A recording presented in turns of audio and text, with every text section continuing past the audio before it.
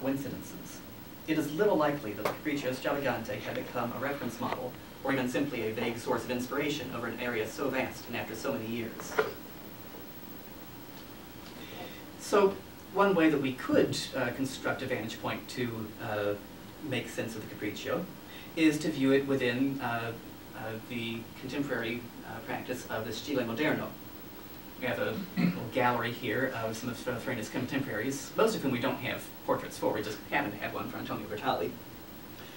The stile moderno, it would be misleading to call it a school, since I'm fairly sure that there's no evidence that Farina had contact with any of these, though he did grow up near Marini and Rossi. And I'm not sure how much evidence there is that any of them had contact with each other. But you could describe it as a pervasive compositional philosophy. Dr. Sipus says it's characterized by idiomatic instrumental writing for one particular instrument, instrumental virtuosity, quick changes in harmonic vocabulary, flexibility in part writing and rules of dissonance treatment, and the introduction of basso continuo as a driving force in a polarized soprano and bass texture. And the virtuosity is exactly what some of these 19th century commenters regretted so much about the Capriccio, calling it out-and-out stunts designed to delight the public. But within the stile moderno, such stunts were actually part of an overall aesthetic structure. Another analogy for examining the Capriccio is that of the Kunstkammer. Farina's employer, the Elector of Saxony in Dresden, had assembled a large Kunstkammer, literally an art room, which was not so much a gallery of pictorial art, but a collection also of curiosities of natural beauty and human ingenuity, like these drinking vessels made from nautilus shells. The collection, which by now includes enlargements made by later electors such as Augustus the Strong, is today housed in the historic Green Vault, and the rooms are as stunning as their contents. So this model could conceive of the Capriccio as a collection or an exhibit of these imitated instruments and these techniques. They're set off and framed by the non-representational material. Dr. Sipus also discusses the Capriccio as a theater of machines. There were these sort of coffee table books of illustrated mechanical inventions put out in the 17th century, just as edificational pieces. And perhaps Farina's Encyclopedia of Instruments here is a similar collection of mechanical devices on display. And finally, there's the possibility that the Capriccio might have been written as a wedding gift to the Elector's daughter. One use of the word invention refers to the spectacular public processions designed to display the power and knowledge of the Elector. And these parades were often organized to celebrate major occasions in the life of the court. And when Farina dedicated this volume that was published in on January 1st, 1627, he dedicated the volume to Johann Georg's wife, the Electress Magdalena Sibylla, at the very moment when the court would have been preparing for the wedding of her daughter. One other vantage point for interpreting the Capriccio comes from a contemporary of Farina's, Marin Mersenne, the French philosopher. And he doesn't speak directly of the Capriccio, but he has several passages about the violin's ability to imitate the timbres of instruments, animals, that could almost be described in the Capriccio. He says, for instance, "But the violin has this above the other instruments, that in addition to various songs of animals, both bird and land animals, it imitates and counterfeits all sorts of instruments, such as voices, organs, the hurdy-gurdy, the bagpipe, the fife, etc., so that it can provoke sadness as does the lute, or enliven like the trumpet, and those who know how to play it to perfection are able to represent everything that comes to their imagination. Mersenne talks about the violin borrowing the affects, or modes, that belong to other instruments. He uses this word mode in several ways simultaneously, both talking about a music theory sense, the ability for the violin to modulate chromatically through different keys, and to adjust the enharmonic differences of temperaments on the fly, since it doesn't have frets. And it's the violin's emotional capacity as a result. He describes modes as affects.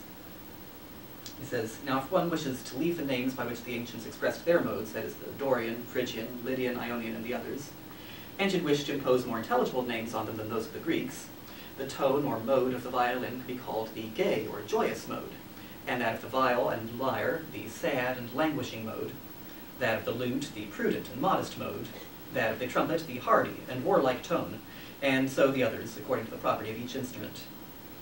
It must be noted that the violin is capable of all the genres and all the species of music, and that one can play the enharmonic and each species of the diatonic and chromatic upon it, because it carries no frets, and contains all the intervals imaginable, which is comparable to the primal matter, capable of all sorts of forms and figures.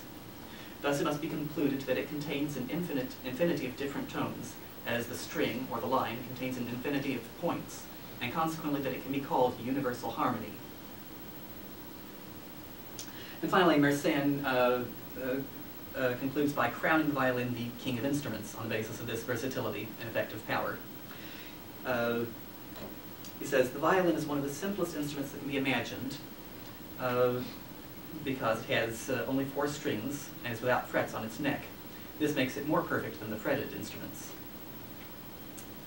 And the beauties and graces that are practiced on it are so great in number that it can be preferred to all the other instruments, since the strokes of the bow are so delightful sometimes that one has a great discontent to hear the end, particularly when they are mixed with ornamentations of the left hand, which force the listeners to confess the violin to be king of the instruments.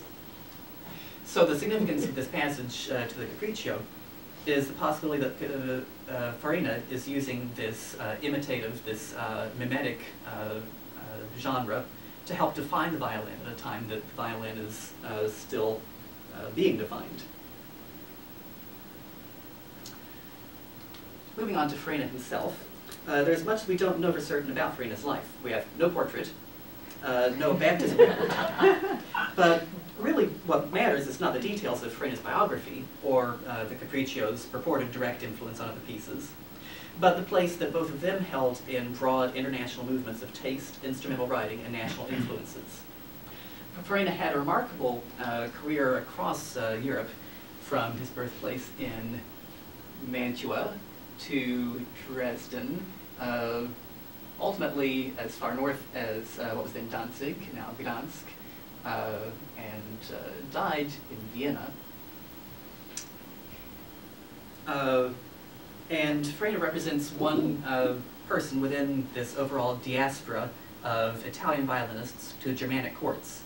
Some of his other contemporaries in this stile moderno, like Marini, Buonamenti, and Bertali, went to some of these same cities, to Vienna and Nuremberg, other Germanic cities.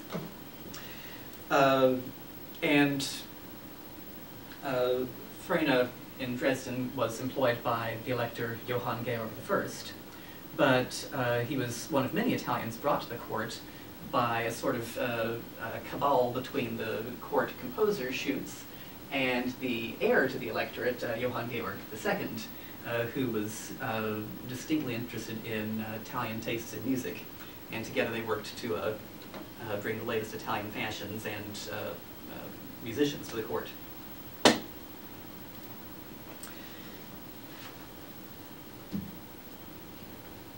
I want to take a moment to examine one performance factor of the Capriccio, one difficulty that stands in the way of the modern performer, and that's how to interpret Farina's slur markings.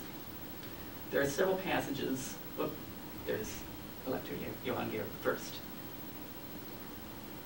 There are several passages in which Farina prints slurs, but the slurs are problematic. They all seem to be roughly the same size. And if one took a very literal approach to performing them,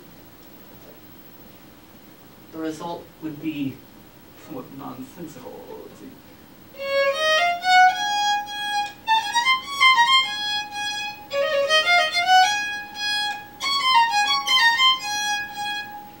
Or, let's see, this one is more clear. Taking, for instance, this section, we see that repeated passages do not get repeated slur patterns.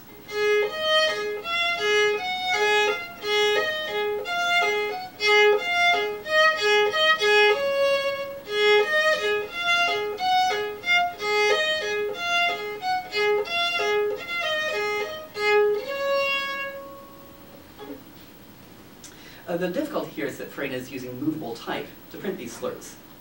And it appears that perhaps only one character for the slur was cast. Almost all these slurs being the same size.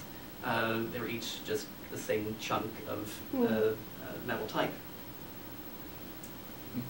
An alternative to this literal approach would be to regard these slur marks as simply indicating that the passages in question are slurred. And then we're left to construct the bowing in the most logical and historically informed manner possible. And the result tends to be to group the notes by the beat. After all, in close inspection, the slurs are not only equal size, but more or less evenly spaced across the line. Just spread out to say, here are slurs. One very intriguing contemporary source that shows the same kind of pattern is a sonata by